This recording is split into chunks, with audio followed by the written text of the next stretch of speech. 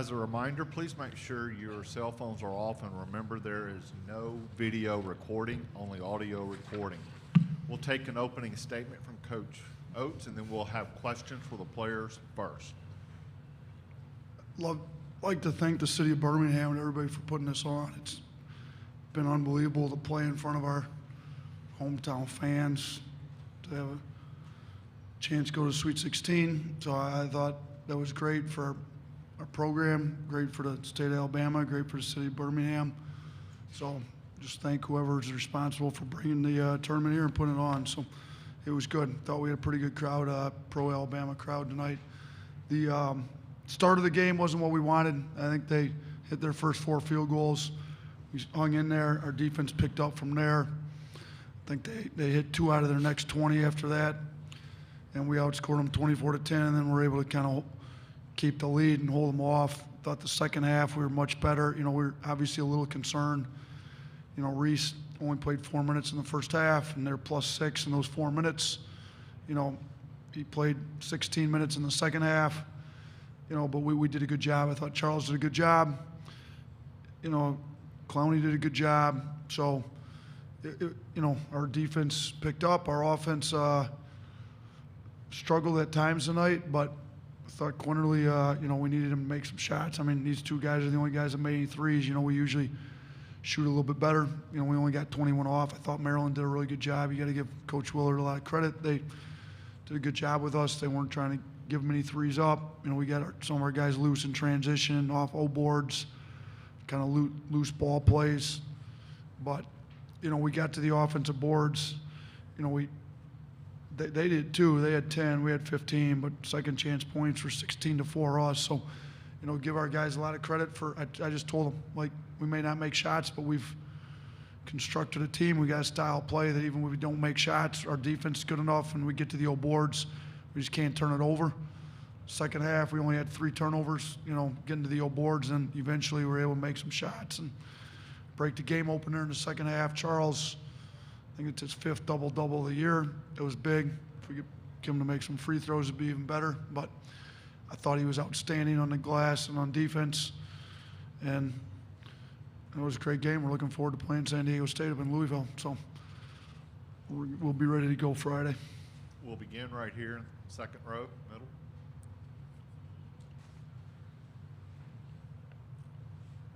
Brandon, how did you feel out there, and also how did you feel kind of having a bit more success than you did on Thursday? Well, it felt great just being out there. It's just a blessing just being out there. I think growing up as a kid, for all kids, it's a dream for them. And just to be here, it's just a blessing to be here to play and compete with my team.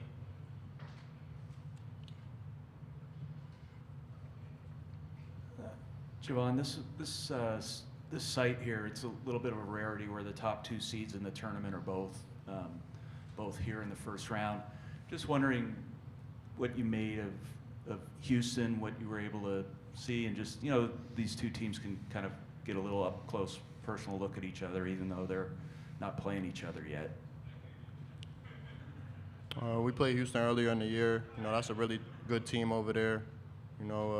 Kelvin Sampson's a great coach. And, I think we're just focused on San Diego State right now and, preparing for them. Right here. No, right behind you. This is for Brandon. What was the key for you to get into a rhythm? I know they looked like they were trying to get you off early since you weren't able to make any shots in the first game, and I know they. And did you get stiff at all? Did they? I know they did a lot of rehab for you in the last couple of days. I think the biggest thing coming in this game is just preparation. How you things you put in your body, things how you really just come out and just get loose with your team. And I feel like I just came out with a lot of energy, the energy that me and my teammates needed to get a win over a great team. Jahvon, you tweeted the other day about Jersey being different. FDU wins, Princeton goes to the Sweet 16. You're out here scoring 22 points. What's going on with Jersey basketball? Oh man, that's a good question. He's got the shirt that says "Basketball needs Jersey." Yes, sir. Shout out to NJ apparently Hooper basketball crew. needs Jersey. You know, St. Peter's made the run last year. You know, I was very excited for them. You know, after we lost in the first round, rooting for them. I went to high school right around the corner from St. Peter's. FDU, I live right around the corner from FDU, so, you know, I was kind of really excited for them. I got a high school teammate who plays for them as well. You know, Jersey is just different in March.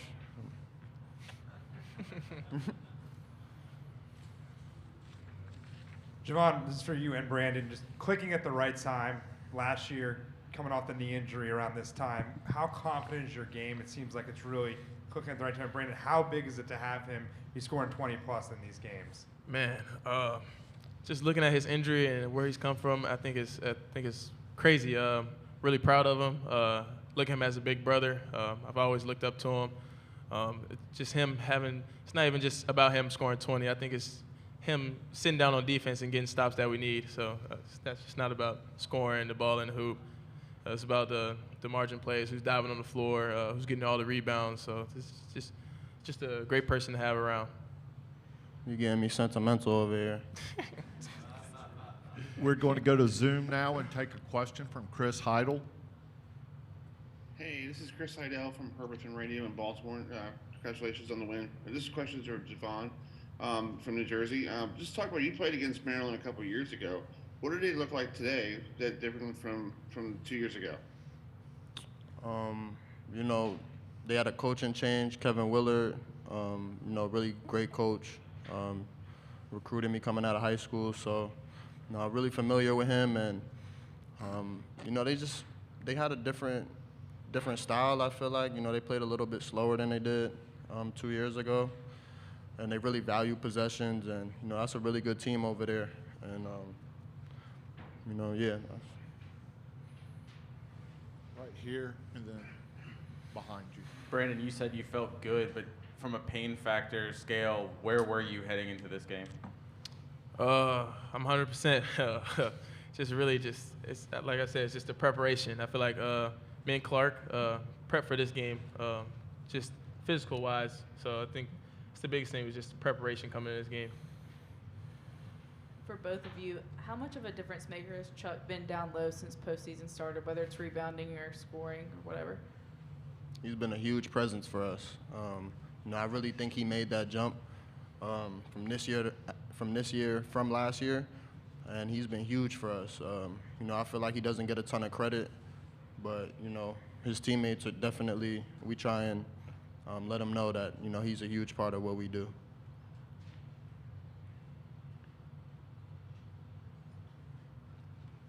Last question in the back.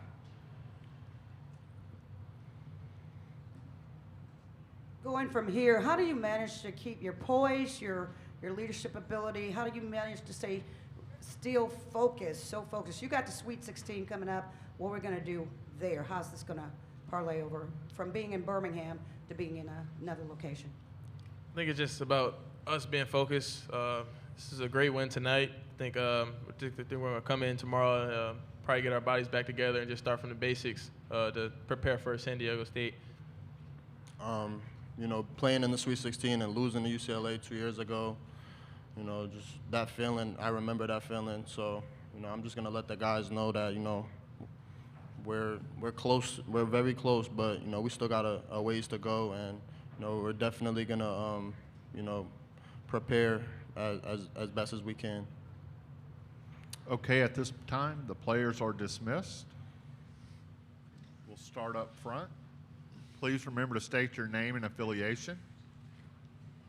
Drew DeArmond, WZZN Radio, Huntsville, Alabama. Coach, I wanted to, it's like a broken record, but I wanted to mention a couple of Noah Gurley's key plays. He created a turnover in the second half that was big, and then he got a big offensive rebound put back that kind of iced the game. And then I also, my second part is, you just got through playing against a team that's more of a half-court team, slows it up. Do you think that will help you against San Diego State? I know you hadn't had a chance to dive into them yet. Yeah, I didn't even watch the San Diego State game today. I was busy still watching Maryland film, you know, with the short turnaround. I'm a big fan, but when we got a game to win, I try to lock in on the team we're playing. So I know San Diego State's defense is elite. That's what I've been told by our staff. and Furman's a really good team, and they shut Furman out. So we're going to have to spend a lot of time prepping for them. We'll spend a lot of time tomorrow. The players will be off tomorrow, but the coaches will be in work. And as far as Noah Gurley goes, yeah, I was really fired up on that offensive board put back. I thought he made a great play, drove the ball in, he kicked it out, got Brandon a great shot. Didn't go, he stayed in there, got a put back. I was really happy for him. And then the Steely force was out of a timeout. Our two guys in the pick and roll didn't do a great job. I thought Reese was coming free for a dunk or a layup, and Noah kind of put his hand in there, got a deflection, knocked it off Reese's leg, and made a huge play for us. So, he played 10 minutes tonight. We were +3 when he was in. He missed both his. I think his last 4 games he was 6 of 9 from 3 going into that. So. Didn't make any there, but that's fine. He was 0 for 2 against A&M. He was 0 for 2 today. That probably means he's set up for a couple good shooting. He'll get back in the gym.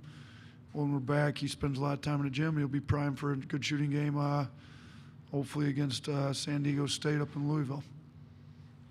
Chase Goodrep with the Tuscaloosa News. Want to ask you about the three-point shooting. You're only able to get off 7 attempts in the first half.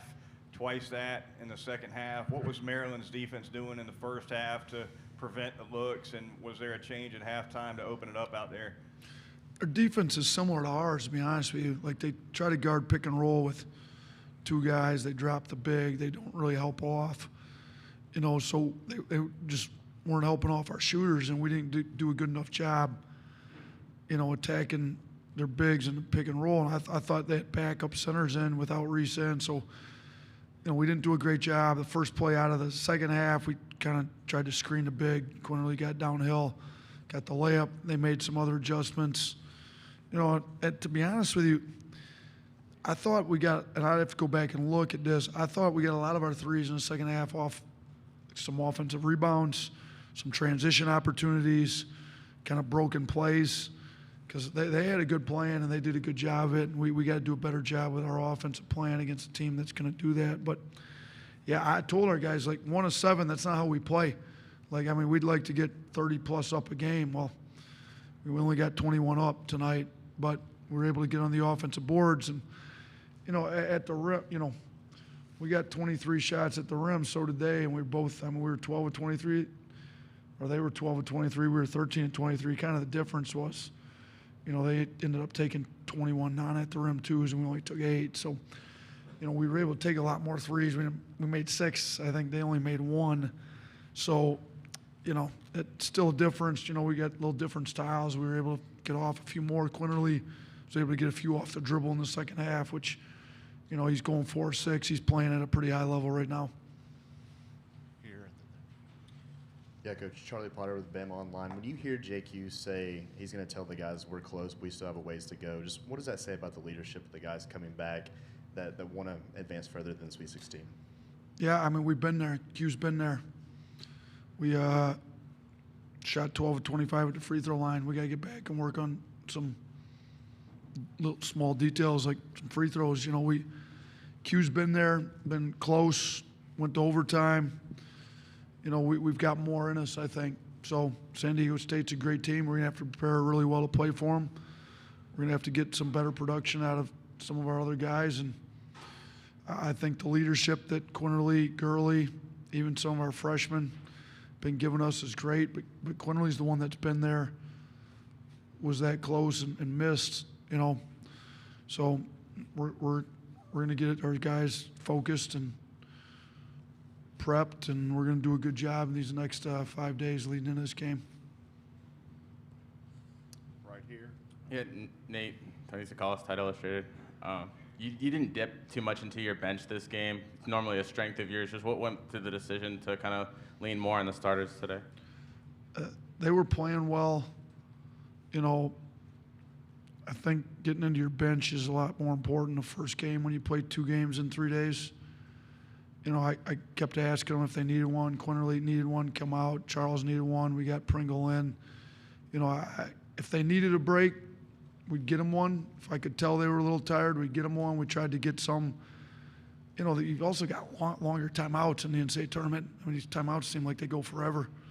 So, you know, you get a little more rest time in your standard media timeouts, you know, and we had some timeouts close, you know, rest a guy. I think there was one at maybe the 8:44 mark. Rest them for those, get the next media timeout. Kind of, they didn't sit that much game time, but we're able to sit a lot of real time. So, you know, I mean, I trust our bench. Just our starters were playing pretty well, and we kind of roll with them. You know, first game, I think Ryland led us in minutes with just over 21. Today, all the starters were, you know, at least 27 minutes. So we can go either way with it. You know, Namari played double-digit minutes, and he was the only one off the bench. It's not like we don't trust the guys, but I thought the starters were playing well, and we kind of rode with them a little bit more tonight. Nick Kelly, Tuscaloosa News. You mentioned JQ and you being here 2 years ago, and now to now. I mean, how's your relationship with him evolved over that time? Look, I love JQ. I mean, he's got a big heart. He's trying to lead these guys. He's grown up a lot since he got here. You know, it was ironic when we played at A&M. Jay Wright had our game, so me and Jay were talking. You know, Jahvon came over, gave Jay a hug, and Jay said, man, he's grown up a lot as a leader since I had him. I said, shoot, he's grown up a lot since we first had him. You know, he's made big strides. He's understands what's important. You know, he speaks up when he needs to speak up. I think he's taken ownership of this team, like it's his team. You know, it's a lot of guys' team. We got leadership from a lot of guys, but he's definitely one of them. He finds a way to come around and play really well at the end of the year every year. I mean, he was SEC tournament MVP 2 years ago. I thought he was playing his best basketball last year, you know, towards ACL. I'd like to think that game would have gone a different way if we'd have had him for the full 40 minutes, you know, in the tournament. But he's playing his best basketball by far right now, and I think he doesn't want to let his teammates down. He wants to take this team as far as we can go. Mike Rodak with AL.com. I know Brandon always says he'll go, you know, he'll be 100% healthy, but how far did you think he actually was going into it? Do you think he'd be able to play 34 minutes? You know what? I didn't know how many minutes he'd be able to play. It seemed like the longer he went, the more loose it got, the better he was. I saw him kind of wince early. He didn't have the same pop. I mean, I'm looking at his stats. You know, he ended up 3 of 11 from 2. You know, and a lot of those are at the rim. I thought his finishing had been really good. You know, the whole conference, playing everything. You know, he definitely wasn't 100%. He's going to tell you he's 100%. He's a tough kid that's going to play through some stuff and not let people on as how much he's hurt. But him and Clark spent a lot of time together over the last 48 hours, and, you know, give him a lot of credit. He was going to go. I mean, there's no question ever about whether he was going to go or not. He just, you know, we'll rest him how we need to rest him until they feel like he's ready to practice. And if we don't have him for a few practices, that's fine. We got to get his groin as close to 100% as we can by Friday. Katie Wyndham from Bama Central. Nate, you talked about in your opening offensive rebounding. Just how much have you seen him improve in that area the last couple of games, and maybe his aggressiveness in that area specifically? Yeah, it's been huge. I mean, you look at our second chance points, and it's 16-4. That's a big difference in the game. So I think he's been going. You know, some of these teams will switch us because we don't post a ton. He's been punishing the switch on the glass. You know, with our switch attacks, a lot of times guards going at the big on the perimeter. Well, part of that is we tell our guards you can't get shot blocked, you know, or we're coming downhill and bigs rotating over. Like, don't get your shot blocked, at least get it up on the rim, because now our bigs got a guard on them trying to block them out. Like, we need to punish the switch or punish the smash down. Charles has been doing a great job of that. I mean, look, he had five offensive rebounds. You know, he had a third of the team's offensive rebounds. So he's playing great for us. He's a great kid. I mean, you guys have gotten to know him pretty well. I mean, he's very soft-spoken, but the whole Angry Chuck deal's very true. He's got a side of him that comes out when we need it to come out. Part of this offensive rebound is him playing aggressive and hard and punishing the switches. I mean, he gets him on the guards. He gets him on the bigs, too. You know, he would have had another one if he didn't have the over-the-back call. But would work on trying to get him not to go over the back and still rebound the ball pretty well. Very back. Sheila Smoot, Summit Media Birmingham. With everything going around you and now you're going on the road, you're getting the Sweet 16, what are you saying to this team to stay focused only on basketball and going to the next level? What are you telling them directly to keep them I there? mean, we talk about we've got big picture items and we got to be concerned with that. And then we have the details that matter when you get to practice in the games.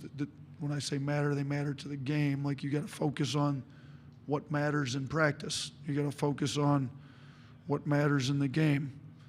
And you are where your feet are. When we're in practice, we're focusing on that. When we're in video, we're focused on the preparation for whether it's practice or game. When we're in the game, and we kind of had that talk going into the SEC tournament. I thought our guys did a great job focusing on the task at hand for 3 straight games in the SEC tournament. I think they've done a really good job for 2 straight games here. The first 2 rounds of focusing on what they need to focus on when they're in practice, video, games, whatever it is. And then, the appropriate big picture stuff will take, our guys know what they're dealing with on that other stuff. Okay, thank you, Coach. Thank you.